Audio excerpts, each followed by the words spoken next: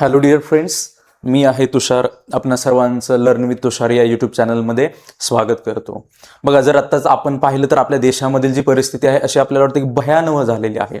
मग याच्या पाठीमागे काय कारण आहे की विद्यार्थ्यांना जर काय करावं लागत असेल की आंदोलन करावं लागत असेल, शिक्षण घेता घेता जर आंदोलनाची दिशा पकडावी लागत असेल, तर याच्या पाठीमागे रिझन नक्की आहे तरी कोणतं, कारण आहे तरी कोणतं, मग का करावं लागतंय? बघा, सगळे विद्यार्थी जे आहेत ते प्रामाणिकपणे अभ्यास करत असतात आणि जर पेपर कुठेतरी आपल्याला फुटलेला बघायला मिळाला तर मात्र विद्यार्थ्यांची मानसिकता आपल्याला बदललेली बघायला मिळते.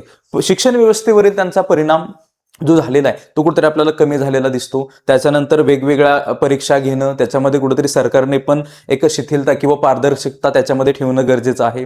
मग याच्यामध्ये विद्यार्थ्यांचं शैक्षणिक नुकसान तर होतच आहे, त्याबरोबर तेवढा वेळही वाया जात आहे. पुन्हा पुन्हा परीक्षा घेणं, त्याच्यासाठी पूर्ण मनुष्यबळ पुन्हा लावणं, तर याच्यासाठी ज्या काही गोष्टी कराव्या लागतात त्या सरकारने या ठिकाणी करणं गरजेचं आहे. महत्वाचं म्हणजे की पेपर फुटी म्हणजे नक्की काय?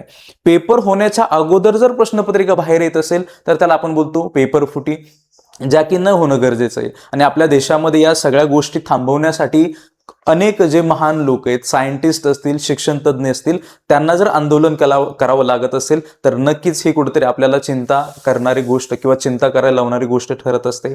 आपण विचार केला पाहिजे की नक्की याला जबाबदार कोण आहे? ह्या ज्या काही गोष्टी घडतायत, विद्यार्थ्यांच्या जीवनावरती परिणाम होते, पेपर फुटतायत, लीक होत आहेत, खूप वेळा प्रत्येक वेळेस ह्या होत आहेत. नीटचा असेल, त्याच्यानंतर टीईटीचा पेपर असेल, हा प्रत्येक वेळेस कुठेतरी लीक होत असेल आणि जे प्रामाणिकपणे अभ्यास करणारे विद्यार्थी आहेत त्यांच्यावरती हा परिणाम आपल्याला होताना दिसतो.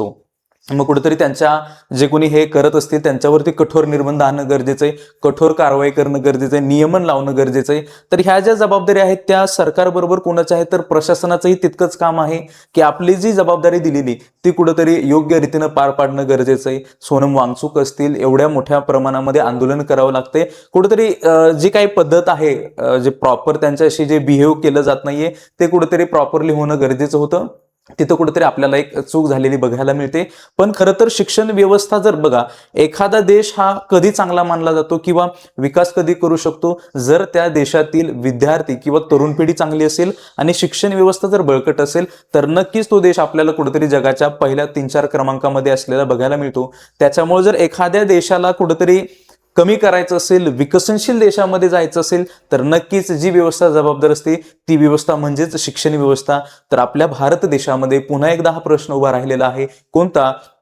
के पेपर फुटीचं प्रकरण पहिल्यापासूनच आहे. मग जे काय केलं पाहिजे विद्यार्थ्यांसाठी, विद्यार्थ्यांच्या मानसिकतेवरती परिणाम होतो, कारण अभ्यास पुन्हा एकदा त्या गोष्टींचा करावा लागतो, रिव्हिजन त्या करावे लागतात आणि ते परीक्षा डबल द्यायची. याच्यासाठी त्यांना नक्कीच पुन्हा कुठेतरी मानसिक तणावाखाली ते गेलेले बघायला मिळतात. पुन्हा स्कोअर त्याचा कमी येणं, कुठेतरी त्याचं रूपांतर आपल्याला वेगळ्या गोष्टीमध्ये झालेलं बघायला मिळतं.